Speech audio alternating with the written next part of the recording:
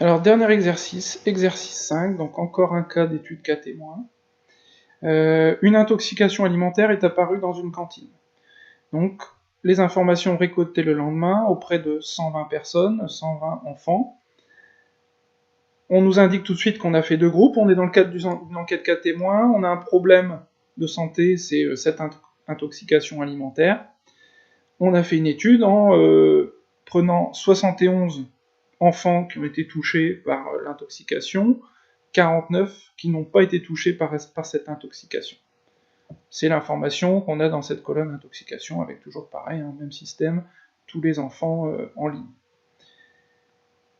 On a la consommation de 3 aliments, dont on suppose qu'ils ont pu provoquer l'intoxication. C'était le menu de la cantine ce jour-là, il y avait du thon, du poulet, des petits pois. Et donc le principe, c'est de se dire, quel est celui, ou peut-être plusieurs de ces facteurs, qui ont provoqué l'intoxication. Donc le principe, c'est, on est dans le cadre d'une étude cas témoin, on va calculer les odds ratios pour les 3 alimentations différentes, les 3 aliments différents, thon, poulet et petits pois, et on va voir si la consommation d'un de ces 3 aliments aurait augmenté fortement le risque d'être touché par l'intoxication. Là, on est vraiment sur un cas concret d'utilisation d'une enquête cas témoin. Donc, on passe par le tableau croisé dynamique, et on va faire par étapes, c'est-à-dire que au départ, donc je prends mes enfants, je les mets en zone valeur. Donc j'ai bien mes 120 enfants.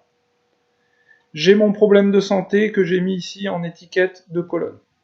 Donc comme on nous le disait dans l'énoncé, j'ai bien 71 enfants touchés par l'intoxication, 49 qui n'ont pas été touchés, ce qui fait mes 120 au total. Et après, on va procéder aliment par aliment. Je vais commencer par le thon. Le thon, je vais le mettre en étiquette de ligne. Quand j'ai un oui, c'est que l'enfant en a consommé. Quand j'ai un non, c'est que l'enfant n'en a pas consommé.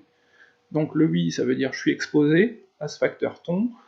Le non, ça veut dire je ne suis pas exposé à ce facteur. Donc j'obtiens ces effectifs que j'ai remis dans le tableau ici, ce qui permet ensuite de développer les calculs.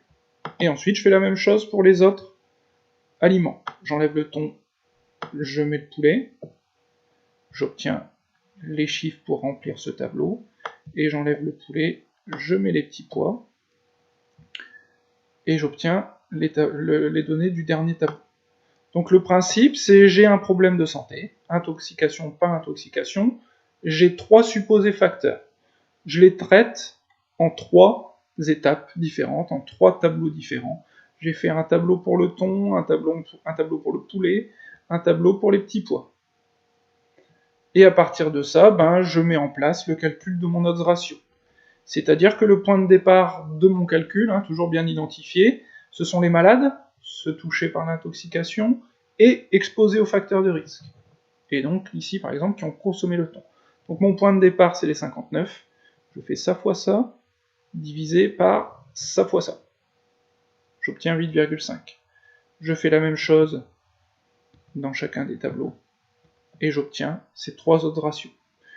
Et à la lecture de ces 3 autres ratios, je peux très facilement dire que c'est le thon qui a provoqué cette intoxication alimentaire. Il y avait un problème, il n'était pas frais, il était périmé, puisque j'ai 9 fois plus de risque d'être touché par l'intoxication alimentaire lorsque j'ai consommé du thon, par rapport à ceux qui n'en ont pas consommé. Pour les 2 autres aliments, l'odds ratio est proche de 1.